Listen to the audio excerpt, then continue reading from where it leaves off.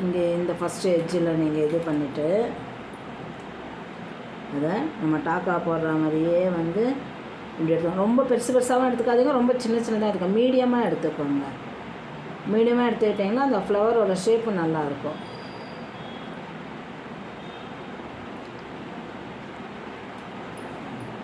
Last வந்து edge வரைக்கும் வந்துட்டோமா, இதை அப்படியே இழுத்துக்கோங்க. இங்கே வந்து லைட்டாக அப்படியே எடுத்துக்கோங்க. இப்படி எடுத்துட்டு இந்த எட்ஜில் இருக்கிறது இன்னொரு தடவை வந்து ஒன்று சேர்த்துக்கோங்க. ஒன்று சேர்த்துட்டு இந்த எட்ஜில் இருக்கிறது இப்படி முடிச்சு போட்டுக்கோங்க. முடிச்சு போட்டிங்கன்னா இந்த மாதிரி அழகாக ஃப்ளவர் மாதிரி வரும். இந்த மாதிரி நான் வந்து ஃபுல்லாக வந்து நமக்கு எவ்வளோ அந்த நெக்குக்கு எவ்வளோ வேணுமோ அத்தனை நம்ம செஞ்சு வச்சுக்கணும். இந்த மாதிரி ஃபுல்லாக வந்து நம்ம செஞ்சு வச்சுட்டோம்னு வச்சுக்கோங்க, நம்ம ஸ்டிச் பண்ணுறதுக்கு ரொம்ப ஈஸியாக இருக்கும். இப்போ இதை வந்து இந்த மாதிரி ஸ்டிச் பண்ணியாச்சு இல்லைங்களா, இதை வந்து நம்ம நெக்கில் எப்படி ஸ்டிச் பண்ணுறதுன்னு பார்க்கலாம். இப்போ இதை வந்து அப்படியே வந்து எடுத்து வச்சிடலாம். இன்னொன்று வந்து நான் காமிக்கிறேன் பாருங்கள்.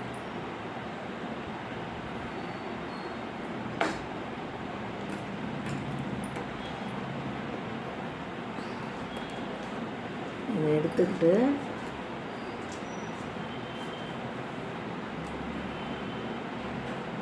அப்படியே டாக்கா மாதிரியே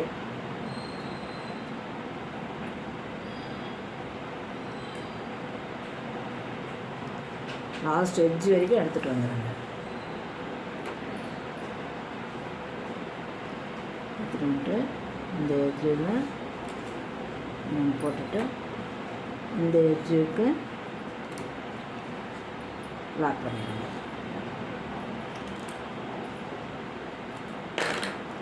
லாக் பண்ணிட்டீங்கன்னா இந்த மாதிரி வந்துடும். ஓகேங்களா? இப்போ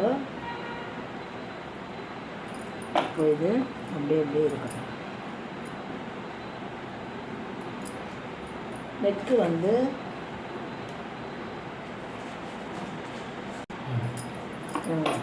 பேக் நெக் வந்து நான் வந்து ஸ்டிச் பண்ணி பைப்பிங் பண்ணி வச்சுருக்கேன். அது மாதிரி நீங்களும் வந்து பைப்பிங் பண்ணியோ இல்லை அப்படியே திருப்பி வச்சுருவதோ அந்த மாதிரி செஞ்சு வச்சுக்கோங்க. ரெடி பண்ணி வச்சுட்டிங்கன்னா இப்போ நம்ம இது ஃப்ளவர் மாதிரி செஞ்சுருக்கோம் பார்த்தீங்களா, அது ஒவ்வொன்றுத்தையுமே கொஞ்சம் அந்த தைக்கிறதுக்கு இடத்த விட்டுடுங்க. இவ்வளோ தொலைவு விட்டுடுங்க, அதாவது ஒரு 1/2 இன்ச்சுக்கு விட்டுடுங்க. விட்டுட்டு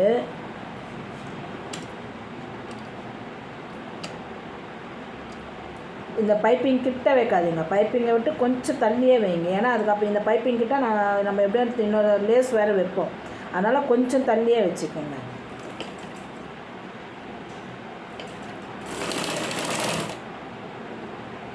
ஒன்று இது பண்ணுறதுக்கு முன்னாடியே வந்து இன்னொன்றையும் வச்சுடுங்க.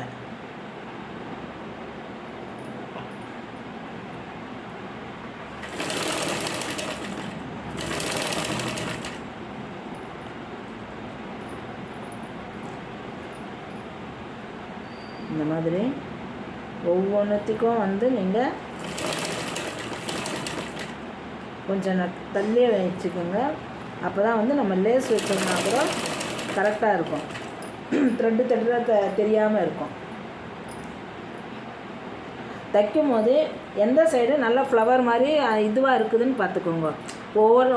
ரெண்டு சைடும் ஒரே மாதிரியே இருக்கும், பட் இருந்தாலும் நமக்கு எங்கே கொஞ்சம் நல்லா நீட்டாக இருக்குதான்னு பார்த்துட்டு அதுக்கப்புறம் வந்து நீங்கள் ஸ்டிச் பண்ணிக்கோங்க. ரெண்டுத்தையும் ஒரே இதுவாக தைச்சாலும் வந்து நமக்கு கரெக்டாக தான் இருக்கும்.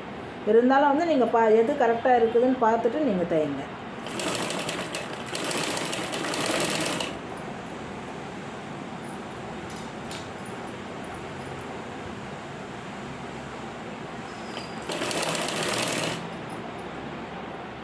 பாருங்கள், இப்போ நான் வந்து நெக்கு ஃபுல்லுமே வந்து தைச்சி முடிச்சிட்டேன். அதை வச்சு இப்போ இதுக்கு மேலே இது காப்பர் ஜரின்றதுனால நான் காப்பர் கலரில் லேஸ் எடுத்திருக்கேன். இப்போது இதை வந்து இதுக்கு மேலே இந்த மாதிரி லேஸை வச்சிடணும்.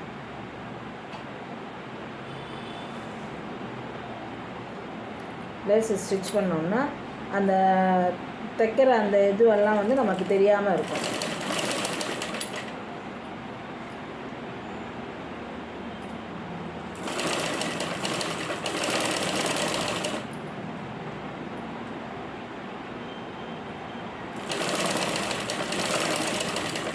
அதனால தான் வந்து கொஞ்சம் தள்ளி வைங்க. ஏன்னா வந்து இந்த பைப்பிங் கிட்ட வச்சிங்கன்னா ஒரு மாதிரி த்ரெட்டாக தெரியும். இதே வந்து பைப் கொஞ்சம் தள்ளி வச்சிட்டோம்னா அந்த லேஸ் மட்டும்தான் நமக்கு தெரியும்.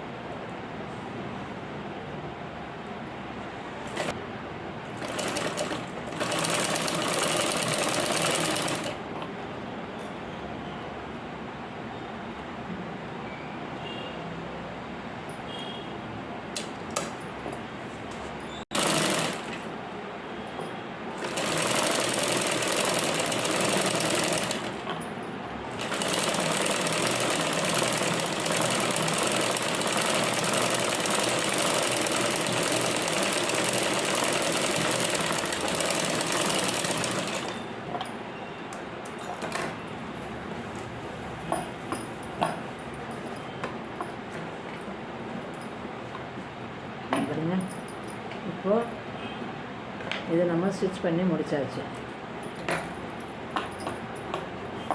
இப்போது இதை ஸ்டிச் பண்ணி முடிச்சாச்சு. இப்போ இந்த ஃப்ளவருக்கு நம்ம என்ன பண்ணுறோம்னா,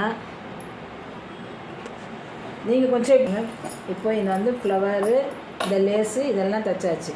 இதை தைச்சிட்டு இந்த மாதிரி காப்பர் பீட்ஸை எடுத்துக்கோங்க. காப்பர் பீட்ஸ் எடுத்துகிட்டு இந்த ஃப்ளவர் மாதிரி இருக்குது பார்த்தீங்களா, அதில் ஒவ்வொன்றுத்துலேயும் நம்ம அட்லீஸ்ட் ஒரு 3 4 எத்தனை வருதோ அந்த பீட்ஸை வந்து நீங்கள் வச்சுக்கோங்க. அதெல்லாம் ஃபினிஷ் பண்ணியாச்சு.